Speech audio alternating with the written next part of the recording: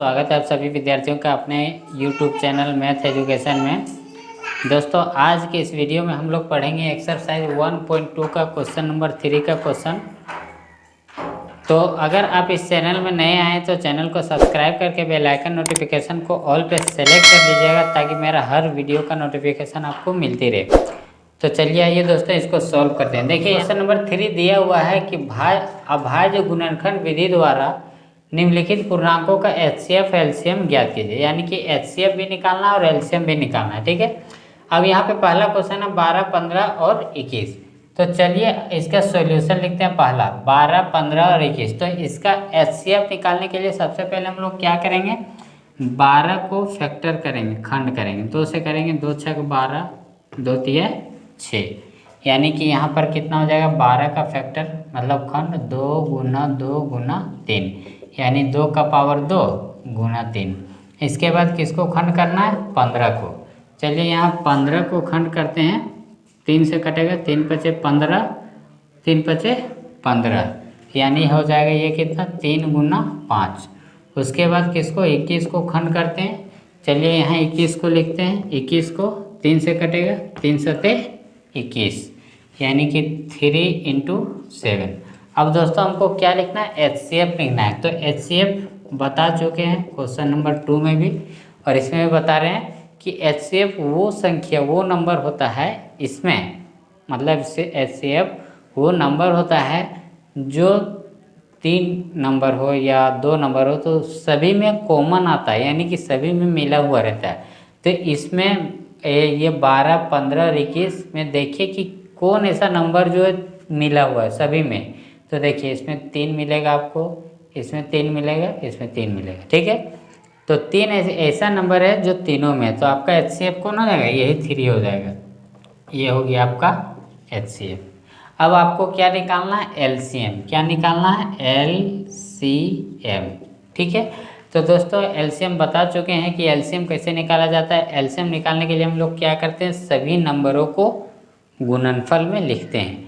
तो हम लोग सभी नंबर को लिखेंगे। सबसे पहले 2, तो 2 का पावर जो सबसे हाईएस्ट नंबर, यानी कि पावर जो सबसे ज़्यादा रहेगा, तो 2 का पावर 2 इसको लिखेंगे, फिर गुना। अब देखिए बच गया 3, तो 3 देखिए हाईएस्ट पावर कितना है, 3 का पावर हाईएस्ट 1 ही है, तो 3 लिखेंगे। फिर 3 हो गया, उसके बाद 5, 5 का भी हाईएस्ट पावर 1 है, उसके बाद फिर हो गया आपका 7। अब इसको गुना कर दीजिए, 2 दूना 4, 4 तिया 12, 12 पचे 60 और 7 छक 42, 420। ये हो गया आपका LCM। ठीक है, इसके बाद आइए क्वेश्चन नंबर 2 को सॉल्व करते हैं। देखिए यहाँ पे क्वेश्चन नंबर 2 है 17, 23 और 29। 17, 23 और 29।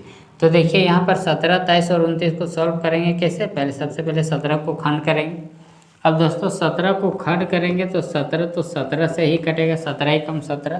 तो हम यहाँ पे क्या लिख सकते हैं, 17 गुना 1। ठीक है, उसके बाद 23 भी दोस्तों 23 से ही कटेगा, तो यहाँ पे लिखेंगे 23 गुना 1।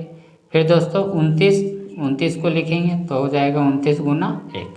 अब इसमें मिला के देखिए कि कॉमन क्या चीज़ है, कि तीनों में क्या मिल रहा है, कुछ नहीं, तो 1 1 मिल रहा है, इसलिए आपका HCF क्या हो जाएगा, आपका 1 हो जाएगा HCF। अब हमको क्या निकालना है, LCM। तो दोस्तों LCM के लिए हम लोग क्या करते हैं, सभी को गुना करते हैं, सभी को, यानी कि 17 गुना 23 गुना 29। चलिए सबको गुना कीजिए, कितना आता है, इसको गुना करने के बाद आता है 11,339। ये हो गया आपका LCM। ठीक है, उसके बाद हमको निकालना है क्वेश्चन नंबर 3। उसके बाद किसको सॉल्व करेंगे, क्वेश्चन नंबर 3 को। तो चलिए यहाँ भी खंड करते हैं 8 को, 2 चौका 8, 2 दूना 4, यहाँ लिखेंगे 8 को 2 गुना 2 गुना 2, यानी कि 2 का पावर 3। ठीक है, 9 को खंड करेंगे दोस्तों तो 3 गुना 3 बराबर 3 का पावर कितना हो जाएगा, 2। 25 को खंड करेंगे तो 5 गुना 5, यानी 5 का पावर 2। तो इसमें हमको क्या लिखना है, HCF। तो इसका HCF कितना हो जाएगा, इसमें मिलाइए क्या मिल रहा है, 2 2 2 है, 3 है, 2 कुछ नहीं मिल रहा है। तो कुछ नहीं होता है तो क्या होता है, गुणनफल में 1 होता है, तो वो हो जाएगा आपका HCF। अब हमको क्या निकालना, LCM। तो दोस्तों एलसीएम निकालने के लिए इसको गुना करेंगे, 2 का पावर 3 गुना 3 का पावर 2 गुना 5 का पावर 2। चलिए इसको गुना कीजिए, कितना आता है देखिए। तो इसको गुना करने के बाद आपका आंसर आ जाएगा 1800। ये हो गया आपका एलसीएम। क्वेश्चन नंबर 4 दिया हुआ है कि HCF 306,657 बराबर 9 दिया है। LCM 306,657 ज्ञात कीजिए। यानी कि दोस्तों HCF आपका दिया हुआ है 9, LCM निकालना है और ये 306 और 657 जो है दो धनात्मक पूर्णांक है, ठीक है। तो इसमें क्या निकालना है आपका LCM। चलिए यहाँ पर सॉल्यूशन लिखते हैं, क्या निकालना है। देखिए यहाँ HCF दिया हुआ है, HCF कितना दिया हुआ है 9, ठीक है। और LCM निकालना है, LCM क्या करना है निकालना। और ये 306 और 657 जो है वो दो धनात्मक पूर्णांक है। चलिए इसको A मान लेते हैं 306 और इसको B मान लेते हैं 657। अब दोस्तों हम लोग जानते हैं कि HCF गुना LCM बराबर होता है दो धनात्मक पूर्णांकों के गुणनफल, ठीक है। तो हमको निकालना है LCM। तो दोस्तों यहाँ पर हम लोग लिखेंगे HCF गुना LCM बराबर क्या होता है दो धनात्मक पूर्णांकों का गुणनफल। यानी कि दो धनात्मक पूर्णांक कौन है A और ये गुना B, ठीक है। तो चलिए अब यहाँ पे क्या दिया हुआ HCF 9 दिया हुआ, वो 9 लिख देंगे। अब आपका LCM निकालना है तो वो LCM रहने दीजिए। अब A एक पूर्णांक कितना है 306, फिर गुना B एक दूसरा पूर्णांक है 657।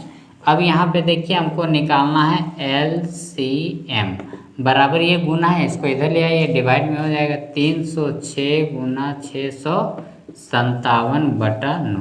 चलिए अब इसको काट दीजिए, कट जाएगा,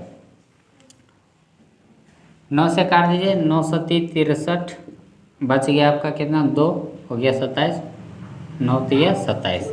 अब आपका कितना हो गया 306 गुना 73। चलिए इसको गुना कर दीजिए, जो आएगा सो आपका होगा आंसर। चलिए गुना करते हैं। इसको गुना करने के बाद आता है 22,338, ये हो गया आपका LCM। तो दोस्तों ये क्वेश्चन काफ़ी ज़्यादा इम्पोर्टेंट और हेवी आई है झारखंड बोर्ड के लिए, जो कि आपका 1 नंबर में अक्सर पूछा जाता है। तो नंबर 5 है, जांच कीजिए कि क्या किसी प्राकृत संख्या n के लिए संख्या 6n अंक 0 पर समाप्त हो सकती है। दोस्तों क्वेश्चन समझ में आई नहीं आई, चलिए एक बार और पढ़ते हैं। देखिए दिया हुआ है, जांच कीजिए, आपको चेक करना है, जांच करके बताना है कि कोई भी प्राकृत संख्या जो n लेते हैं, मान लेते हैं n एक प्राकृत संख्या है जो कि 1 2 3 अनंत तक होगा, ठीक है। प्राकृत संख्या n के लिए ये जो संख्या दिया हुआ है 6 का पावर n, वो जो होगा वो 0 पे समाप्त होगा। यानी कि इसका पावर अगर n का 6 का पावर n यानी कोई भी प्राकृत संख्या अगर रखते हैं तो क्या उसका जो वैल्यू आएगा वो 0 पे समाप्त होगा, हो सकती है, ये आपको बताना है। तो चलिए यहाँ पे देखते हैं कि ये 0 पे समाप्त होगा या नहीं होगा।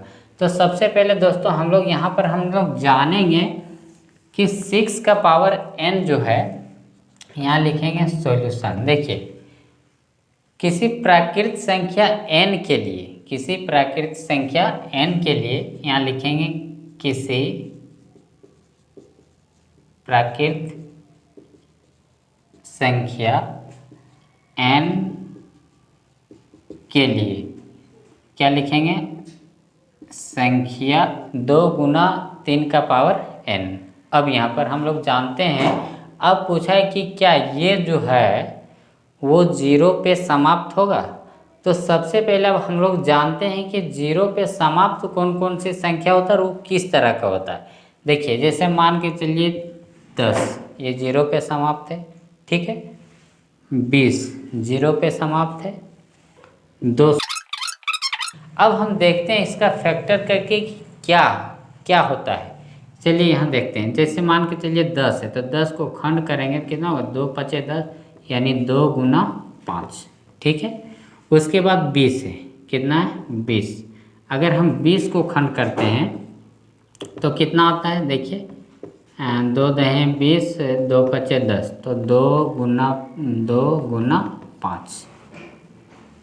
देखिए उसके बाद चलिए और करते हैं, उसके बाद किसको करते हैं, चलिए 100 को करते हैं, 100 को, ठीक है।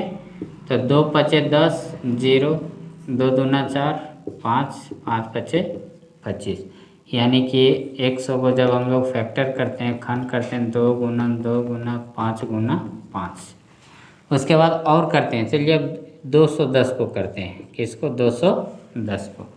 2 एकम 2, 0, 2 पचे 10, अब कितना से होगा, 5 से, 5 दूना 10, 5 अच्छा 3 से, 3 तिया 9, 3 पचे 15, 5 सते 35, यानी कि 210 को जब हम लोग करेंगे 2 गुना 3 गुना 5 गुना 7, तो इतना जब हम लोग बनाएं तो हम लोग क्या देखें, देखिए इसको खंड किए तो 2 गुना 5, इसको खंड किए 2 5, इसको खंड किए 2 5, इसको खंड किए तो 2 और 5, यानी कि वैसी संख्या जो अंत में 0 पे समाप्त होता है उसको खंड करने पे 2 और 5 एकदम आना है, उसका गुणनखंड जो होता है 5 आना है, ठीक है। तो यहाँ पे हम लोग देखते हैं कि ये 6 जो है, 6 को जब हम लोग खंड करते हैं तो 2 गुना कितना आता है, 3 आता है, 2 गुना कितना आता है, 3 आता है। तो यहाँ पे 5 तो आ नहीं रहा है, अगर 5 आता तो ये इसका अंत जो होता है वो 0 पे समाप्त होता, लेकिन यहाँ पे 5 नहीं आ रहा है, सिर्फ 2 आ रहा है, तो ये 0 पे समाप्त नहीं होगा। अर्थात हम लोग क्या लिख सकते हैं,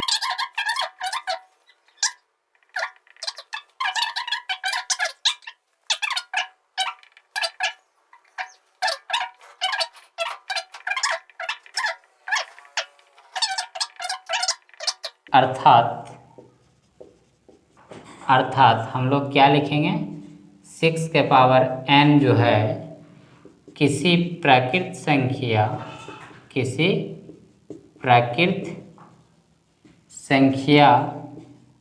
n के लिए क्या, 0, 6 के पावर n अंक 0 पर समाप्त नहीं हो सकती है। क्वेश्चन नंबर 6 दिया हुआ है कि व्याख्या कीजिए कि 7 गुना 11 गुना 13 प्लस 13 और 7 गुना 6 गुना 5 गुना 4 गुना 3 गुना 2 गुना 1 प्लस 5 भाज्य संख्या है। दोस्तों यहाँ व्याख्या करके बताना है कि ये कैसे, ये एक भाज्य संख्या है, कैसे, चलिए अब हम थोड़ा सा जान लेते हैं भाज्य संख्या और अभाज्य संख्या। दोस्तों भाज्य संख्या किसको कहते हैं और अभाज्य संख्या किसको कहते हैं। देखिए अभाज्य संख्या वैसी संख्या जिसको विभाजित करने पर वो स्वयं से ही विभाजित होता है और उसका गुणनखंड सिर्फ 1 आएगा, 1 के अलावा और कुछ नहीं आएगा। जैसे मान के चलिए 2 है ना, 2 एक भाज्य संख्या, जब इसको हम विभाजित करते हैं, फैक्टर करते हैं, तो इसका फैक्टर कितना आएगा, 2 गुना 1। और 3 है, कितना है, 3, तो ये हो गया 3 एकम 3, 3 एकम 3, तो ये कितना होगा, 3 गुना 1। देखिए ये 2, ये 3, फिर 5 जो विभाजित होगा स्वयं से होगा, और 5 गुना 1। तो भाज्य संख्या वैसी संख्या को बोलते हैं जिसका फैक्टर गुणनखंड सिर्फ कितना आता है, 1 आता है, ठीक है। लेकिन अब अभाज्य संख्या कौन है, जैसे मान लेते हैं 4 क्या है अभाज्य संख्या, जब इसको हम गुणनखंड करते हैं तो 2 दूना 4, 2 एकम 2, और 4 से भी कटेगा, यानी 2 गुना 1। या तो अब ले लेते हैं हम 6, तो 2 तिया 6, यानी 2 गुना 3 गुना 1। देखिए अब ये अभाज्य संख्या का एक ही नहीं, एक से कुछ और भी उसका गुणनफल हो सकता है। जैसे 1 आया, 2 आया, है ना, इसमें 3 आ गया, 2 आ गया, फिर 1 आ गया, तो वैसी संख्या को क्या कहते हैं हम लोग, भाज्य संख्या कहते हैं। तो चलिए आइए अब इसको यहाँ पर हम लोग देखते हैं। देखिए यहाँ पे दिया हुआ है कि 7 गुना 11 गुना 13 प्लस 13, ठीक है, ये है ना। अब यहाँ पे देखिए, यहाँ 7 गुना 11 गुना 13 गुना 13। सबसे पहले अब हमको यहाँ पर जानना है कि यहाँ पर टर्म जो पद जो दिया हुआ है कितने टर्म है, कितना पद है, कितना पद है, 2 पद है। कितना पद है, 2 पद है। कौन कौन से 2 पद है, देखिए एक पद ये हो गया, एक ये हो गया। देखिए ये तीनों जो है वो किस चीज़ में, मल्टीप्लाई में, गुना में। तो ये एक पद हो गया और ये एक पद हो गया प्लस के बाद है, ठीक है। तो अब हम लोग क्या करेंगे, इस पद पे 13 और इस पे 13 दोनों में है ना, तो 13 क्या हो जाएगा, कॉमन हो जाएगा, ठीक है। अब जब कॉमन होगा तो कितना होगा, 7 गुना 11, 13 तो बाहर आ गया प्लस 1। अब देखिए, अब हम यहाँ पर क्या समझाए थे कि भाज्य संख्या जो होता है वैसी संख्या को कहते हैं जिसका गुणनखंड 1 के अलावा कुछ हो सकता है। और अभाज्य संख्या वैसी संख्या जिसका गुणनखंड सिर्फ 1 होता है। तो देखिए यहाँ गुणनखंड जो है, इसका गुणनखंड कितना हो गया आपका, 13 यानी 13। तो ये कैसी संख्या हो गया, भाज्य संख्या हो गया। तो हम यहाँ पर क्या लिखेंगे, चूँकि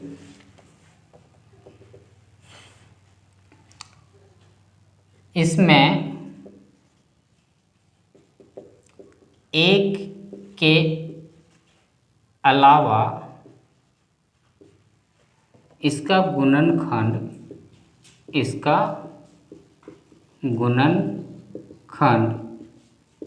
13 है, ठीक है। इसलिए यह क्या है, यह एक भाज्य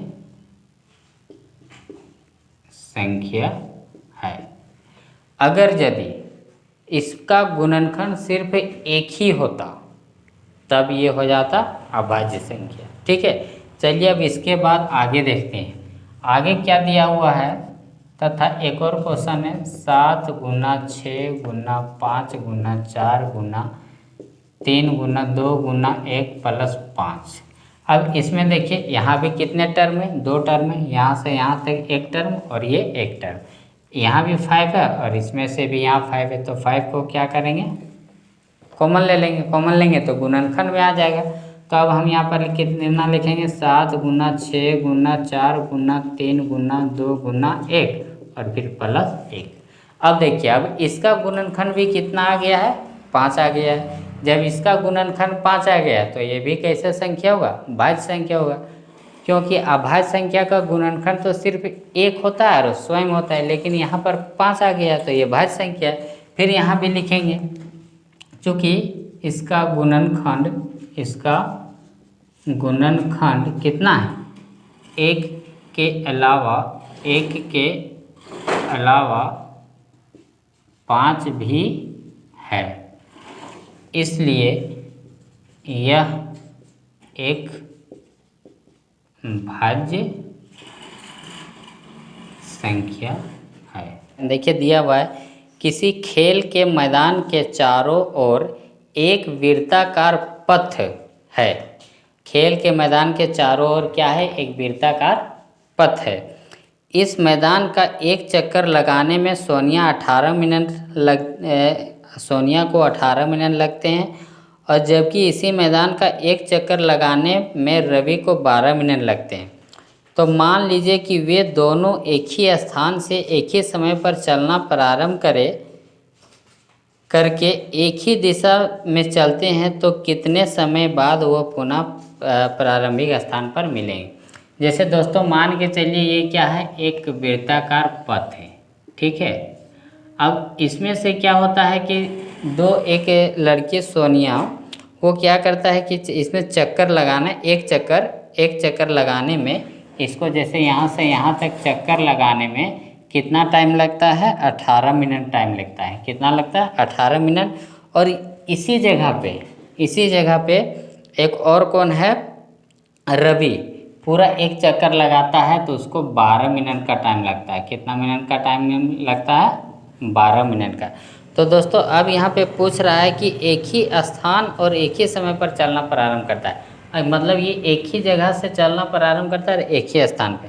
तो अब यहाँ पे एक क्वेश्चन में पूछ रहा है कि कितने समय के बाद फिर वे प्रारंभिक स्थान पर मिलेंगे, मतलब कितने टाइम के बाद एक जगह पे मिलेंगे।